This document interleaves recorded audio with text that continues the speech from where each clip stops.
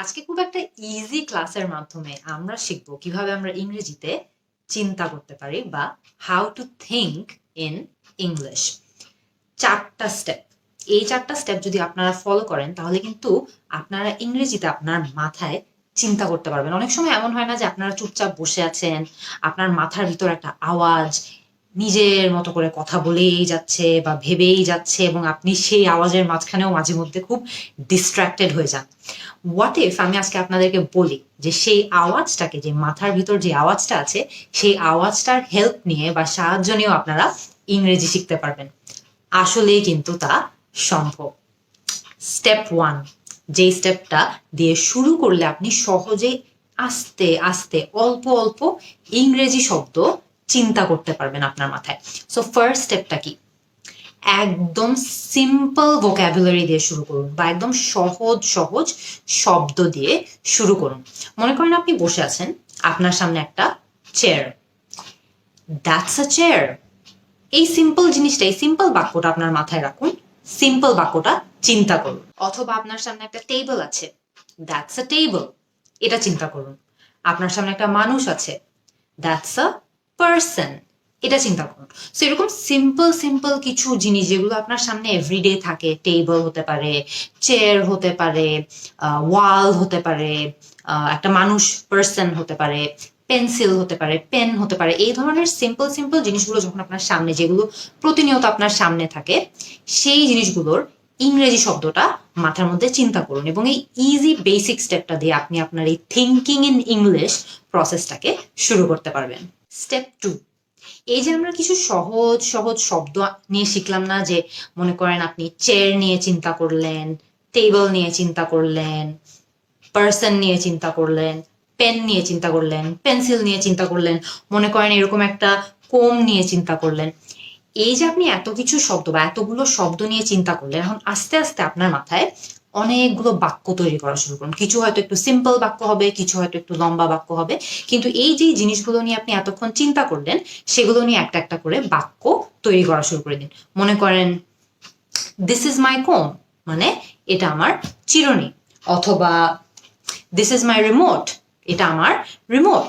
অথবা this is my flask. So খেয়াল করে দেখবেন যে আপনি আপনার প্রথম স্টেপটাতে কিন্তু একটা দুটা শব্দ বা ছোট ছোট সিম্পল সিম্পল বাক্য আপনার মাথায় চিন্তা করেছিলেন বা মাথায় তৈরি করেছিলেন। এখন আপনি আস্তে আস্তে আরো বেশি বাক্য তৈরি করবেন। যতগুলো জিনিস আপনার আশেপাশে আছে, যেগুলো আপনি হয়তো বা প্রত্যেক দিনই আপনার আশেপাশে দেখেন, এরকম এভরিডে অবজেক্টস গুলো নিয়ে আপনার মাথায় আরো বেশি বাক্য তৈরি করা শুরু করুন। কিছু কিছু হয়তো একটু সিম্পল বাক্য হবে, যেমন দিস ইজ মাই ফ্লাস্ক। কিছু কিছু এটার থেকে একটু কমপ্লেক্স হবে, যেমন this is my flask and I love it. So এইভাবে আস্তে আস্তে আপনি স্টেপগুলো, মানে আপনার যেই বাক্যগুলো আছে সেই বাক্যের লেন্থটা বাড়ান, একটু একটু কমপ্লেক্স বাক্য চিন্তা করুন। কিন্তু স্টেপ টুতে আপনার গোল হবে যে কিভাবে আপনি যে প্রথমে যেই অবজেক্টগুলো নিয়ে চিন্তা করেছিলেন বা জিনিসগুলো নিয়ে চিন্তা করেছিলেন, সেগুলো নিয়ে আস্তে আস্তে বাক্য তৈরি করা। স্টেপ থ্রি, আপনার পুরো দিনটা ইংলিশে প্ল্যান করুন। কিভাবে?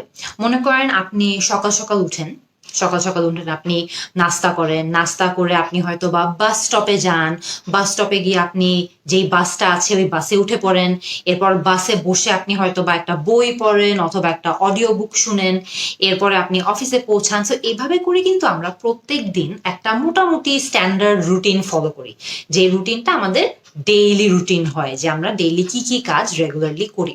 সো এই যে আপনার ডেইলি রুটিনটা আছে বা আপনি যে প্রত্যেক দিন যে কাজগুলো করছেন, সেই কাজগুলোকে ইংলিশে প্ল্যান করুন।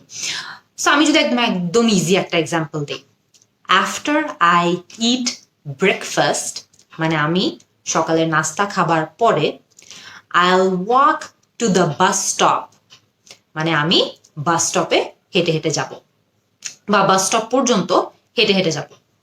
And catch the bus to work, যে বাস স্টপ পর্যন্ত গিয়ে এরপরে আমি বাসে উঠে পড়বো। এরপর on the bus I am going to listen to an audio book, যে বাসে ওঠার পর আমি কিছুক্ষণ একটা অডিও বুক শুনবো। আফটার আই রিচ অফিস আইল গেট টু ওয়ার্ক, যে আমি অফিসে পৌঁছাবার পর কাজ করা শুরু করে দিব। সো খেয়াল করে দেখবেন, এভাবে কিন্তু আপনার পুরো দিনটা প্ল্যান করা সম্ভব, যে আপনি সারাদিন কখন কোথায় কি করবেন।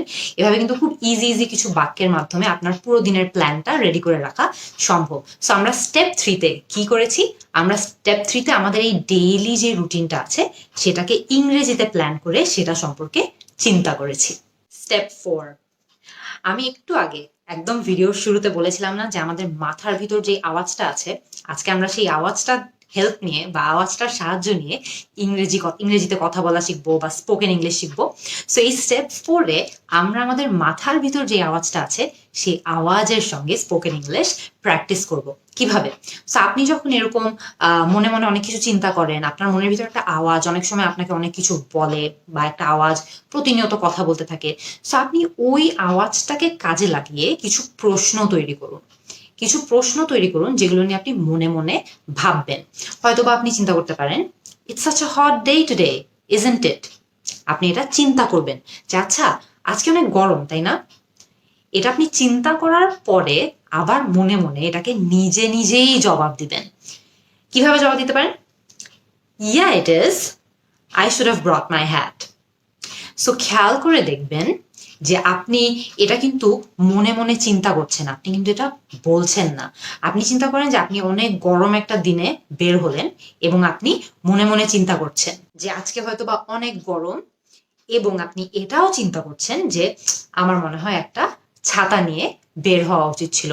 সো আপনিই কিন্তু প্রশ্নটা চিন্তা করছেন এবং আপনিই কিন্তু প্রশ্নের জবাবটাও মাথার ভিতর চিন্তা করছেন বা মনে মনে চিন্তা করছেন।